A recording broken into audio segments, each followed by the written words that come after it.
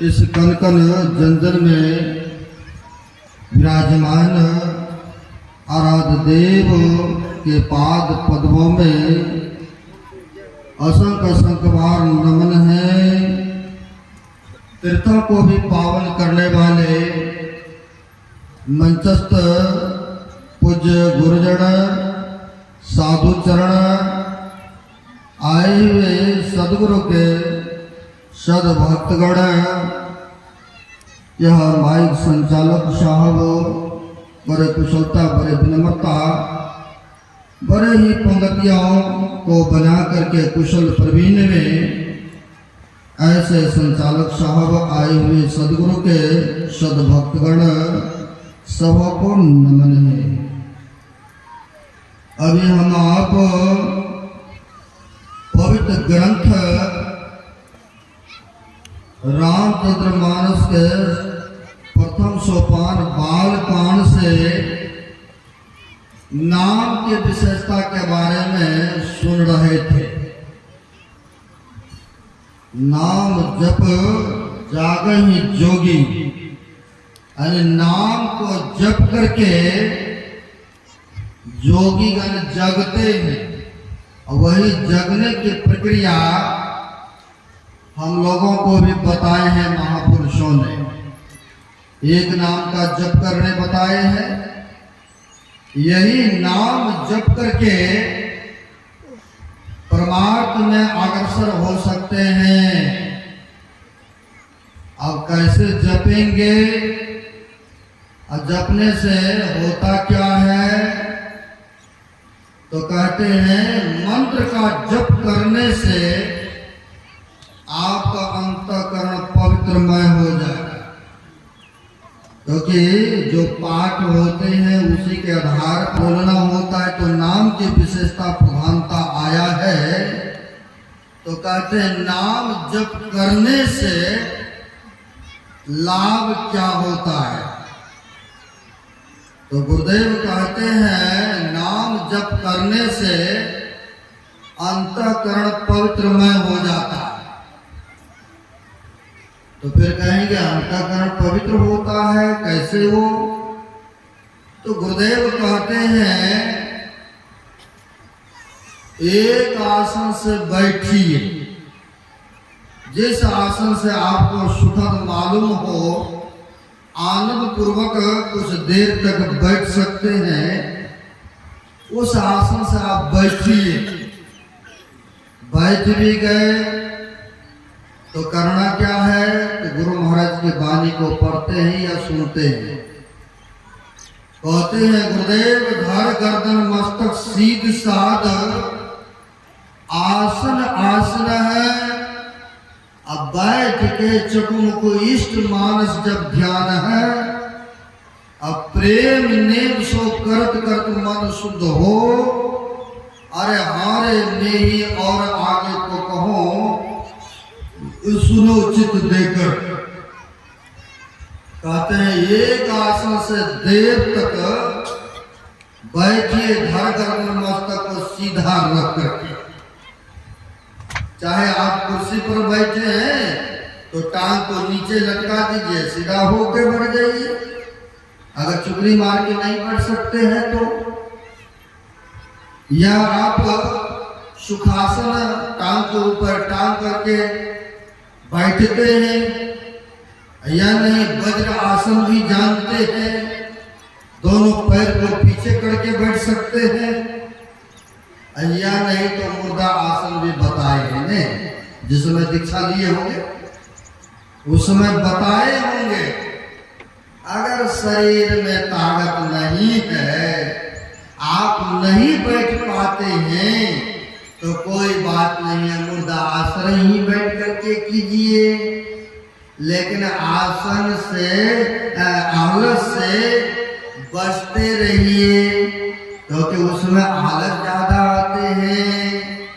तो कहते हैं कि आप मुर्दा आसन से भी जप कर सकते हैं, है ना? तो जप करने से होता क्या है? इसी के द्वारा आपके अंतःकरण पवित्र होगा।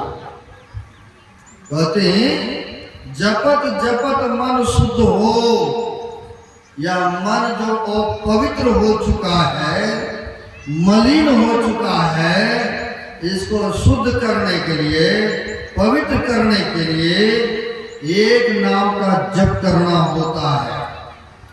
तो फिर पता कैसे चलेगा कि शुद्ध हुआ अंतःकरण या नहीं हुआ?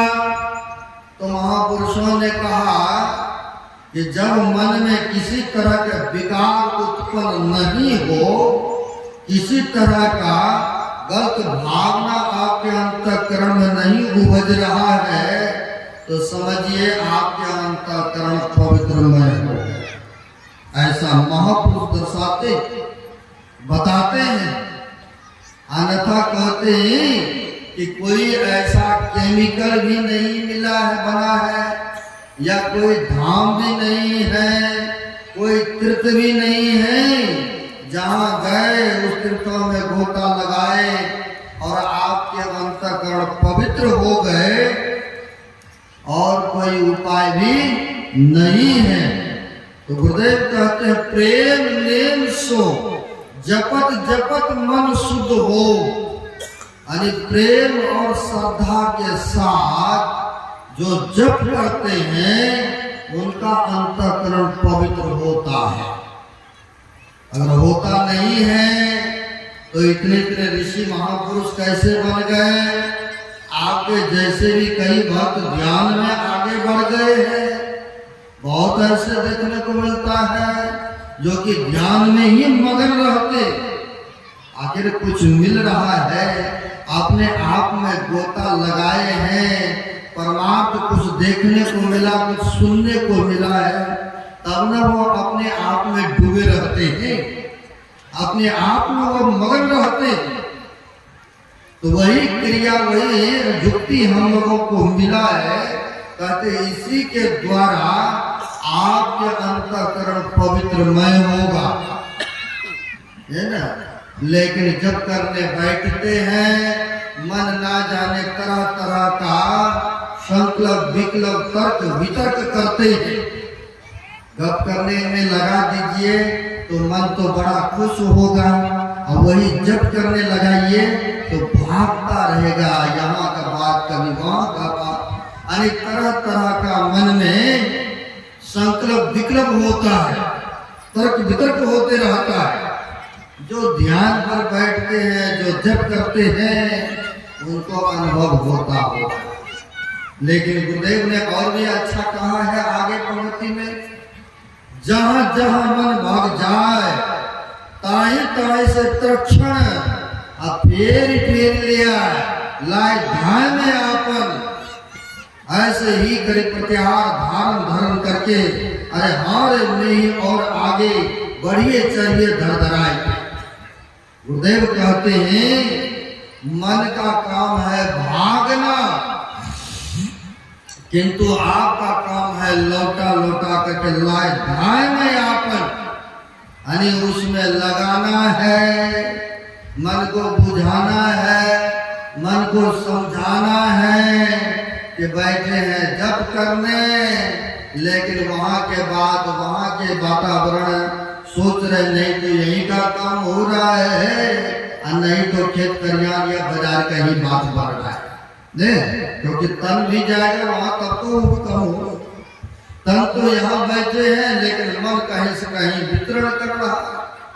तो कहते हैं लाए ध्यान में आपन, उसे लौटा लौटा करके लाइए, उस काम में लगाइए। लेकिन जल्दी लगता भी नहीं है, लेकिन हारना भी नहीं है। कहा है करत करत अभ्यास ते जरमत होत सुजान, रसरी आवत जागते सिल पर पड़त निशान। देखते हैं जो करते रहते हैं उनका अभ्यास बनता है। जैसे पानी खींचते हैं, अब तो इनारा बहुत कम देखने को मिलता है। पहले जमाने में पानी खींचते थे तो सिर पर निशान पड़ जाते थे, आप लोग देखे होंगे। उसी प्रकार से कहते हैं करते रहेंगे तो अवश्य एक दिन मन लगेगा जब करने में, लेकिन शुरू में चाहेंगे जल्दी हो जाए, ऐसा तो जिसकी प्रारब्ध की कमाई है उन्हीं का हो सकता है। जो कमाए हुए हैं वह तो पिछला जिसकी कमाई है, किसी धनवान के घर में जन्म लिए और जन्म लेते सार वह तो धनवान हो गए। अब कोई व्यक्ति जन्म लेते हैं गरीब के घर में और उनको मेहनत करना पड़ता है, कमाना पड़ता है और तब जाके इकट्ठा होता है।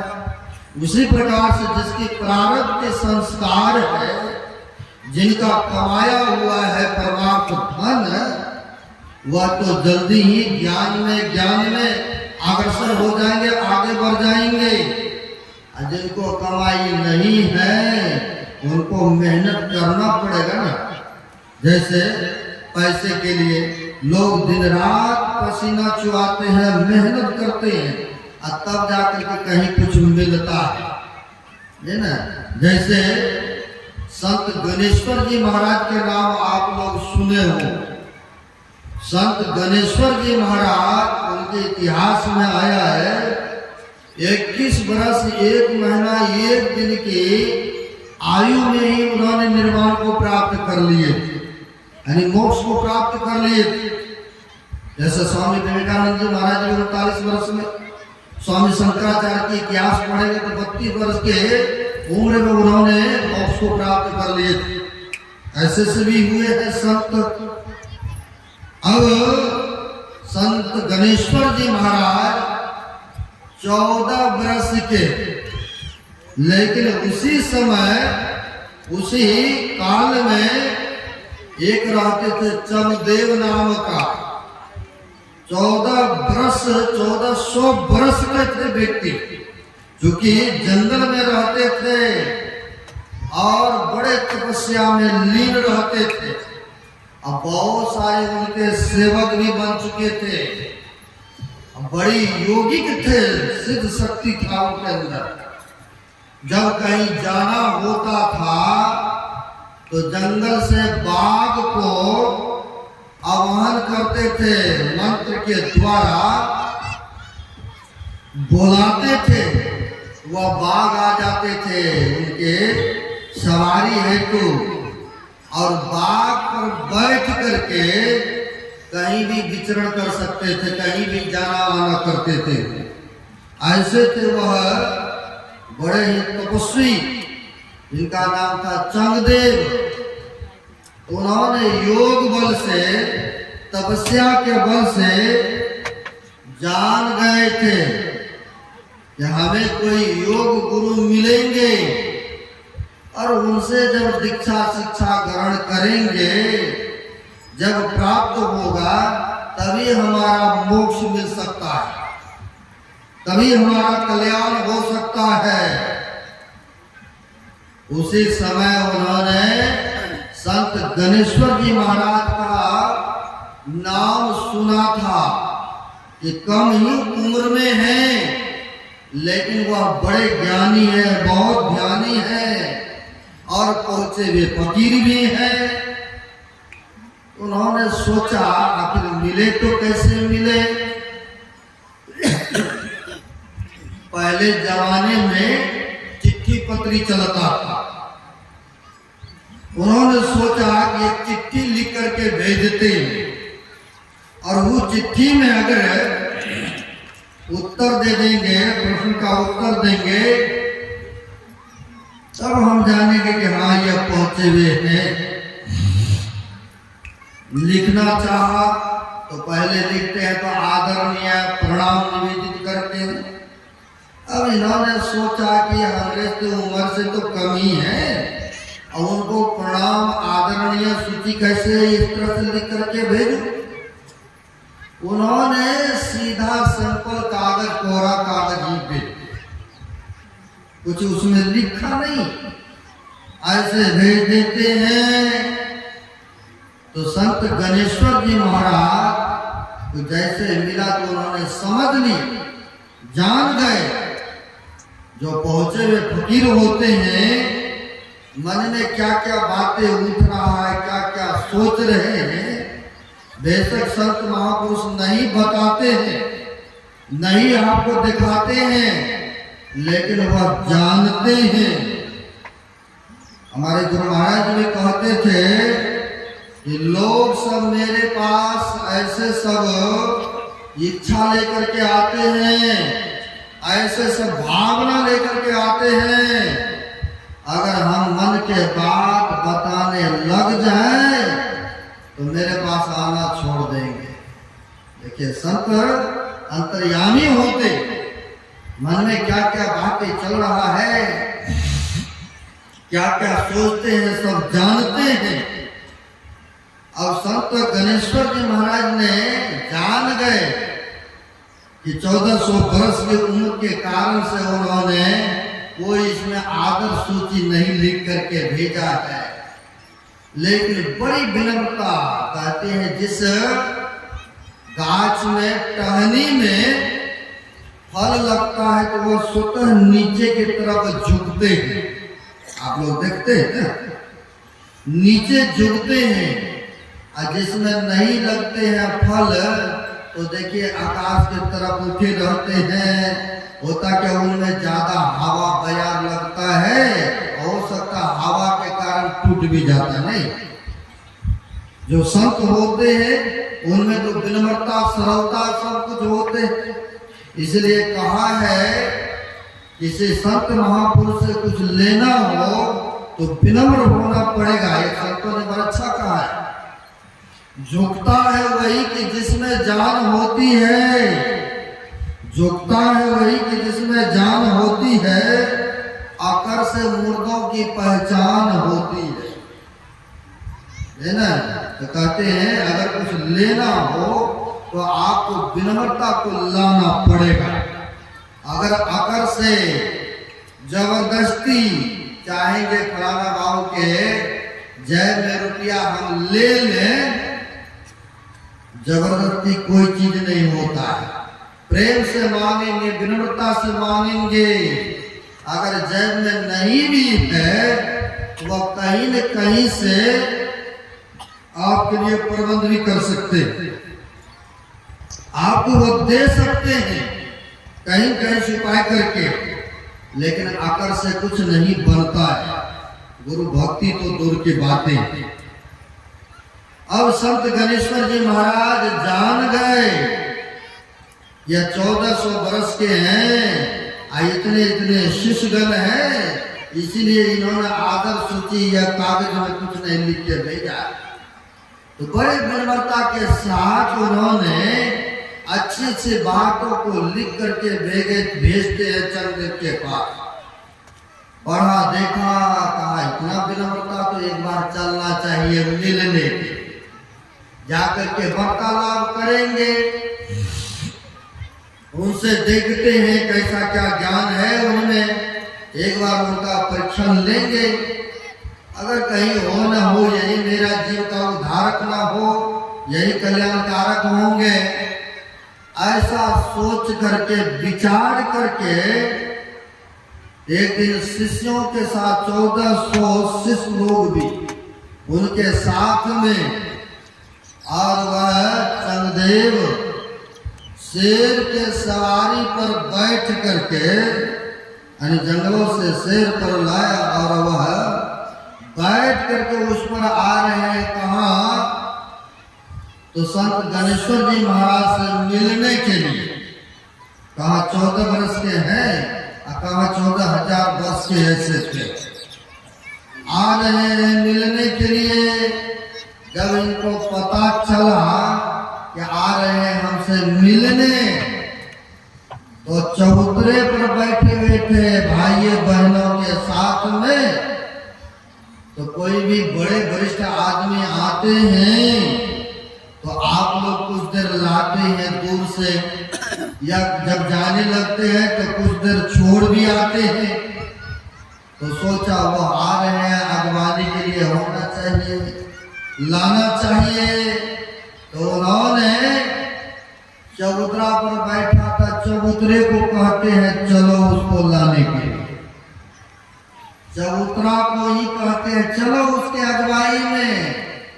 अब संतों के वचन कैसे काट सकते हैं? कहते निर्जीव भी सजीव हो जाते हैं, संतों की मौज होते। जड़ पदार्थ चबूतरा, संतों ने कहा चलो उसको लाने के लिए हम कहाँ देंगे सवारी, ये वो लाने। आज चबूतरा पर बैठे, चबूतरा ये चलने लग गए। श्री सद्गुरु महाराज की जय। अब जब चबूतरा ही जाने लग गए तो जा रहे हैं उधर से 1400 शिष्यों के साथ आ रहे थे। और जब आ रहे थे तो देखा हमको यह जीप पर बैठ करके आ रहे हैं इनके पास, और ये तो निर्जीव पर, जब क्या है, जड़ पदार्थ है। तो कहा अरे इस पर ये बैठ करके आ रहे हैं। अब उनके अंदर में जो अहंग भाव था, अहंकार था, वहीं पर उनके समाप्ति हो गए। तो नहीं, वास्तव में यह पहुंचे हुए फकीर हैं, संत हैं। अब उनके चरण में हुए और शरण में जाकर के फिर नाम जपने की युक्ति उन्होंने सीखा संत गणेश्वर जी महाराज से। बड़ी सरलता के साथ, बड़ी श्रद्धा के साथ नाम का जपन किए, और जब नाम का जपन किए तो उसी जन्म में आया है कि निर्वाण को प्राप्त भी किए। तो नाम जप करने का बहुत बड़ा महत्व होता है ना। और वही नाम जप करने की प्रक्रिया हम लोगों को मिला है। बेशक मंत्र देखने में लगता है कि छोटा है, आप देखते हैं हाथी कितना विशाल होता है, नहीं? हाथी कितना विशाल होता है, लेकिन बस करने के लिए छोटी से अंकुश हुआ करते हैं, और उसी अंकुश से इतनी विशाल हाथियों को बस में करके रखते हैं। उसी प्रकार से गुरु महाराज का जो यह मंत्र मिला है बहुत शक्तिशाली है, बहुत इसमें गुण है, जो कम से कम मंत्र को भी सिद्ध कर लेते हैं ना, तो जब जैसे चाहते हैं वैसे उनको होता है। इतनी बड़ी इस मंत्र में ताकत है। आप कहेंगे इसका कोई सबूत, कोई प्रमाण है? तो गुरु महाराज के समकालीन की बात है, जो सुने होंगे या पढ़े होंगे उनको तो पता चल जाएगा, और जो नहीं सुने होंगे उनके लिए नई बातें होंगे। गुरु महाराज जब स्व शरीर में थे, प्रवचन के क्रम में थे, आपको गुरु महाराज के समकालीन के घटना है। गुरु महाराज प्रवचन के क्रम में फरमा रहे थे कि जो मंत्र को सिद्ध कर लेते हैं, जप करते हैं, और जप के प्रभाव से, मंत्र के प्रभाव से वह दूसरे के बात भी जान सकते हैं, ऐसा कहा। तो गुरु महाराज के भक्त थे, जो कि सहरसा जिला के हैं रामानंद बाबू, और उनके पुत्र भागलपुर में रह करके पढ़ते थे। वह गुरु महाराज के बड़े रामानंद बाबू बड़े प्रिय शिष्य थे। तो उन्होंने सुना प्रवचन के क्रम में, तो उनको हुआ कि क्यों नहीं हम दीक्षा ले लें और फिर जपेंगे, सुमरण करेंगे। गुरु महाराज कहते हैं जो मंत्र सिद्ध कर लेते हैं तो वह जब जैसा चाहेंगे वैसा होगा, तो क्यों नहीं हम मंत्र ले लें। ऐसा उनके मन में भाव उठा। उन्होंने समय पा करके गुरु महाराज से दीक्षा ग्रहण की। अब देखिए मंत्र में कितना बड़ा शक्ति होते। दीक्षा ग्रहण किए और करके मन योग पूर्वक उन्होंने जप करना प्रारंभ कर दिया। क्योंकि देखते हैं ओझा मंत्री संतरी भी अब मंत्र को जब सिद्ध कर लेते हैं ना, किसी को सांप काट लेवे तो मंत्र के द्वारा ठीक कर देते हैं कि नहीं? आप गांव समाज में देखे हो। तो कब हुआ? जब मंत्र सिद्ध होता है तब होता है। अब ठीक उसी प्रकार से इन्होंने मंत्र लिया और मनोयोग पूर्वक जप करना प्रारंभ की। कहते कोई भी चीज है लगनशील होकर के अगर करते हैं ना, दिल मन लगा करके, उनको उस काम में सफलता मिलता ही मिलता है। बेशक आप विश्वास कीजिएगा, करके देखिए। अब बड़े मनोयोग पूर्वक उन्होंने जब ध्यान सुमरण किए, और जब ध्यान सुमरण करने के बाद कुछ वर्षों के बाद उनके अंदर में रिद्धि सिद्धि आ गए। अब रिद्धि सिद्धि आ गए, विद्यार्थी लाइन में थे। अब होता क्या है, दूसरे के नाम लेकर के अब थोड़ा सा राख लेते थे, हाथ पर ऐसे घस देते कि देखिए ये विद्यार्थी परीक्षा में पास होंगे या फेल होंगे। अब ऐसा फलाना नाम लिया, ऐसे करके घस दिया और उस पर चीट निकल आता था, लिखा आता था कि फलाना व्यक्ति पास करेंगे, फलाना व्यक्ति फेल करेंगे। अब जिसको जो बताते थे वह सिद्ध होता था। अब ये दो अब उसके पास तो भीड़ लग गए, बहुत भीड़ होने लग गए। तो गुरु महाराज को भी पता चला यह दुरुपयोग कर रहा है। जिस समय दीक्षा लिए होंगे उसमें पहले कह देते हैं जब ध्यान सुमरण करेंगे आपके अंदर में वह रिद्धि सिद्धि आ जाएंगे, शक्ति आ जाएंगे, लेकिन बुरे काम में खर्च नहीं करना है ना, क्योंकि आपको और आगे बढ़ना है ना। इधर ही रह जाएंगे फिर तो आगे नहीं बढ़ सकते हैं ना, है? और जो रिद्धि सिद्धि चमत्कार दिखाते हैं तो बहुत ऐसे हैं कि आगे भी नहीं बढ़ पाते हैं और उनकी नुकसान भी हो जाता है। आप कहेंगे नुकसान होता है? काफी दिनों तक रहने का शुभ अवसर भी मिला। वह महापुरुष सत्संग के कर्म में फरमाते थे, क्योंकि आपको पता होगा कि देवरिया जिला के थे, यूपी के थे। तो वह कहा करते थे प्रवचन के क्रम में कि हमारे उधर में एक महात्मा बगीचा में रहते थे, कुटिया बना करके एकांत में, और उन्हें एकांत में रहते थे। बहुत सारे गांव ग्राम का सेवक भी बने थे, सेवा करते थे। एक सेवक ने आकर के कहा कि गुरु महाराज आप तो सिद्ध पुरुष हैं, आपका सेवा करते हुए हमें वर्षों बीत गया, हमारे बाल बच्चे बढ़िया से भोजन नहीं कर पाते हैं, बढ़िया से वस्त्र नहीं पहनते हैं, अब बढ़िया स्कूल में पढ़ते लिखते भी नहीं है, सरकारी में जाके पढ़ते हैं। और आप तो संत हैं, सिद्ध पुरुष हैं, अगर कहीं आपकी कृपा हो जाए, हमें विश्वास है तुरंत है हमारी जो दैनिक स्थिति है, ये जो दैनिक आर्थिक दृष्टि कमजोर है, ये हमारी अच्छी हो जाएंगे, आप कृपा करें। ऐसा कहा उन तपस्वी को, फकीरों को दया आ गई थोड़ी देर के लिए। तो कहा अच्छा ठीक है, मैं एक सामान देता हूँ, एक चीज देता हूँ, और उसे तुम पूजा रूम में रखना, पूजा रूम में रखना, लेकिन किसी से कहना नहीं। कहा नहीं गुरुदेव हम नहीं कहेंगे, आप कृपा करें। कहा ठीक है। वह जो फकीर थे जंगल में बगीचा में रहते थे, तो क्या करते हैं सिर का बाल एक उखाड़ के दे देते हैं।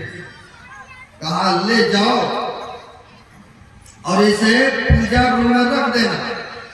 पर किसी को बताना नहीं। अब वैसे ही करते हैं, एक सिर का बाल उखाड़ के देते हैं, पूजा रूम में रख दिए। अब धीरे धीरे उनकी परिस्थिति बदलने लग गई। अच्छी तरह से खाना पीना, अच्छी तरह से पहनना, इस तरह से जब हुआ तो पड़ोस के लोग पूछते हैं कि पहले तो बहुत दैनिक परिस्थिति लाचार थे, ये कैसी चमत्कार है, बढ़िया से देख रहे चकाचक। तो उन्होंने कहा आप किसी को कहिएगा नहीं, हम गुरु जी की सेवा करते थे ना, गुरु जी ने एक चमत्कार बाल सिर का उखाड़ के दिए, अब वही पूजा रूम में रखे हैं, उन्हीं का देन है, उनकी कृपा है। तो पड़ोस के लोगों ने सोचा सेवक तो हम भी है गुरु जी का, नामदान तो हम भी लिए, हम भी उनसे जुड़े हैं, तो गुरु जी पक्षपात करते हैं, तो क्यों नहीं हम भी जाते, हम भी मांगेंगे कि कृपा किया जाए। तो गए, जाकर के पैर हाथ पकड़ने लगे। अब किसी को कोई चीज की जरूरत होते ना, तो रो करके, तपस करके, दुखनामा सुना करके वह अपना काम सिद्ध करते हैं। ऐसा संसार में देखने को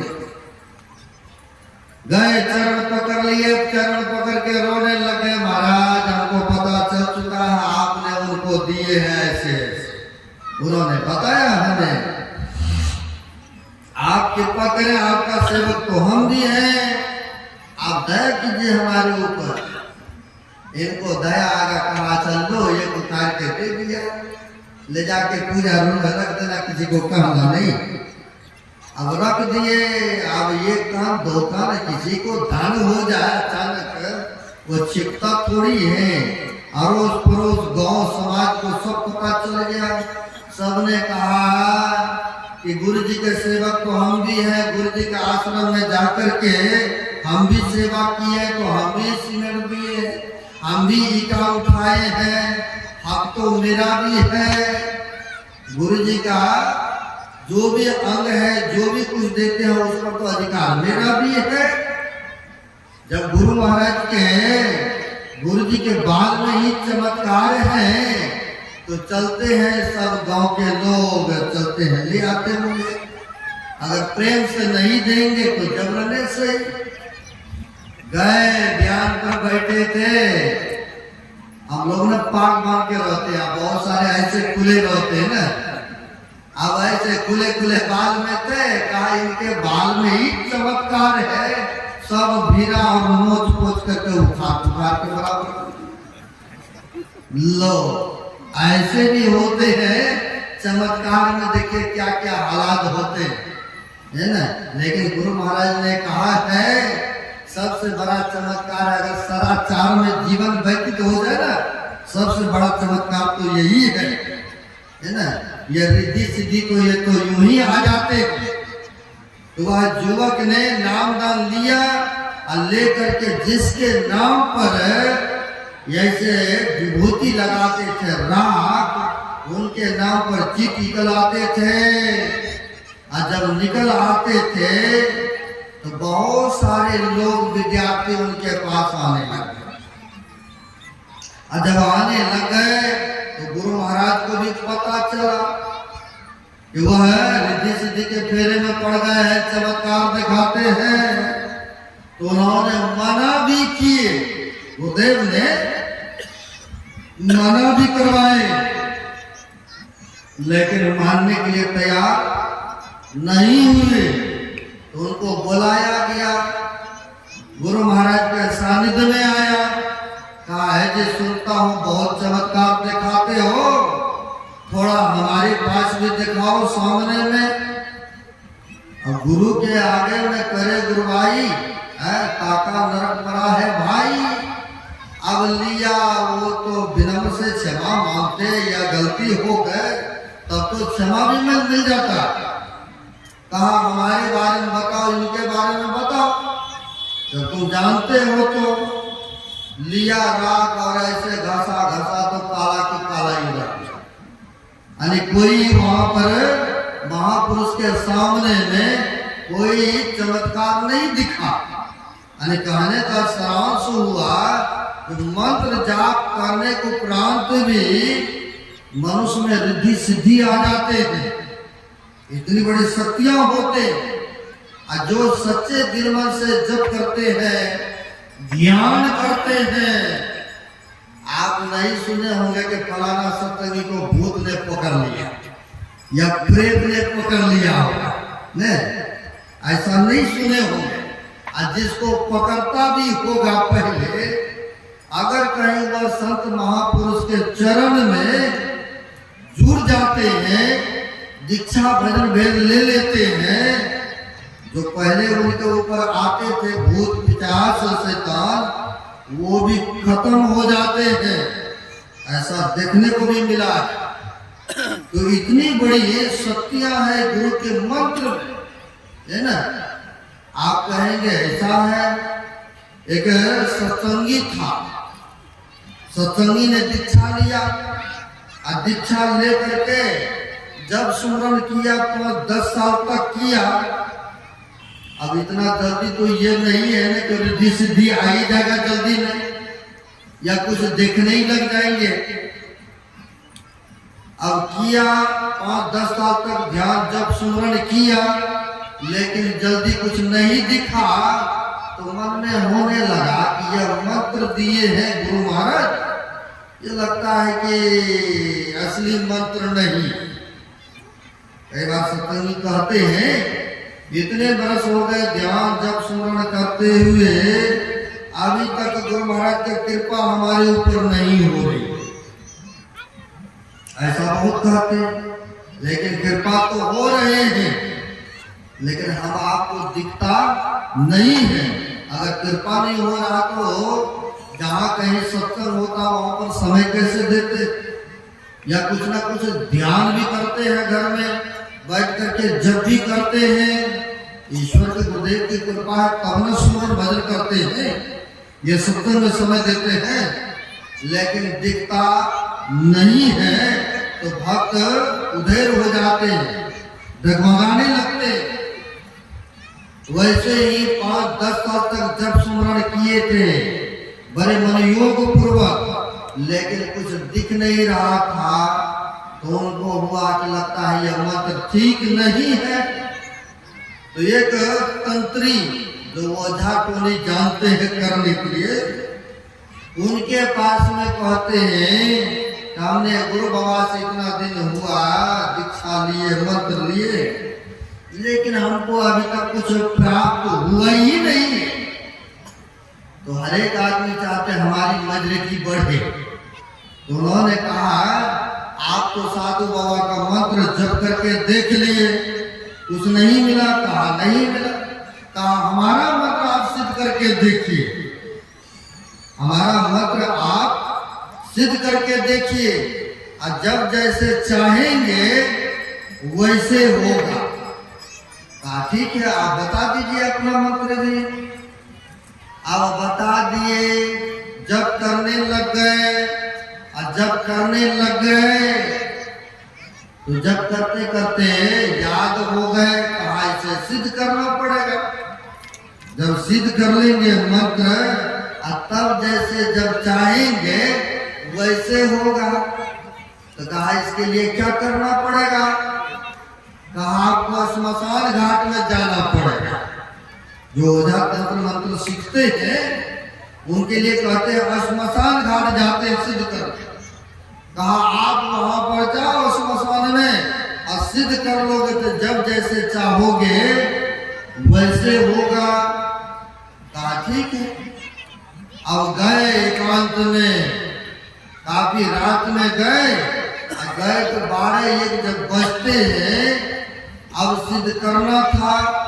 तो देखते हैं कुछ दूर दूर पर बड़े लंबे चौड़े मोटे तगड़े कुछ दूर दूर में खड़े हैं कई व्यक्ति। जब दूर दूर में देखा तो इनको हुआ हम आए हैं इसी रास्ता हो करके, तो उस समय कोई नहीं दिख रहा था, लेकिन ये है कौन जो कि खड़ा है दूर में, इनको बुलाना चाहिए नजदीक। वह व्यक्ति आवाज देते हैं, भाई कौन हो तुम, दूर में खड़े हो, नजदीक आओ। तो ऐसा आवाज दिए तो वह उधर से आवाज करते हैं कि हम तुम्हारे पास नहीं जा सकता हूं। अब प्रश्न उठेंगे, क्यों नहीं आ सकते हो भाई, तुम हो कौन? तो कहा आपने मंत्र जपा है, आह्वान किया है, इसलिए हम कुछ दूर तक आए हैं। जब आप सिद्ध कर लेंगे तब तुम्हारे नजदीक में आ सकता हूं, लेकिन अभी हम तुम्हारे नजदीक सट नहीं सकता हूं, नजदीक नहीं आ सकता हूं। तो कहा कारण, इसका मतलब क्या है, क्यों नहीं आ सकते हो भाई, बताओ। कहा आप किसी महापुरुष से दीक्षा ग्रहण किए थे, मंत्र लिए थे, आप ध्यान करते थे, आप सत्संग करते थे, इसलिए अभी भी आपका शरीर शुद्ध है, पवित्रमय है, इसलिए हम तुम्हारे नजदीक नहीं आ सकता हूँ। श्री सदगुरु महाराज की जय। अब कहा तुम्हारे नजदीक नहीं आ सकता हूँ, कहा नहीं, आप क्योंकि किसी महापुरुष से जुड़े हुए थे, जब किए हुए थे, ध्यान किए हुए थे, तब इनको महसूस हुआ कि हम तो सोच रहे थे हमसे कुछ हो ही नहीं रहा। नहीं, पहले तो अंधेरे में रहते हैं ना, पता नहीं चल रहा कि हमसे बन रहा है या नहीं बन रहा है?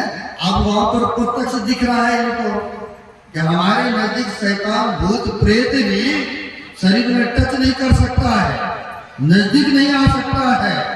तब बेचारा ने छोड़ छाड़ दिया, अरे मैं तो कहाँ भूल में पड़ गए थे। अब काहे के लिए वो तंत्री मंत्री का मंत्र सिद्ध करेंगे, छोड़ छाड़ के आ गए। आकर के सुबह फिर गुरुदेव के श्री चरणों में, गुरुदेव हमसे बहुत बड़ा भूल हो गए। तो क्या भूल हो गए, तो हम तो भटक गए थे रास्ता से। बहुत व्यक्ति ऐसा भी है, ज्ञान सत्संग करते हैं, नहीं कुछ देखते हैं, कुछ नहीं सिद्ध होता है कार्य, तो ध्यान सत्संग करना छोड़ देते हैं, गुरु का आज्ञा का पालन नहीं करते हैं। चलो बाद में जो होगा होगा, देखा देगा ना, ऐसा बहुत करते हैं।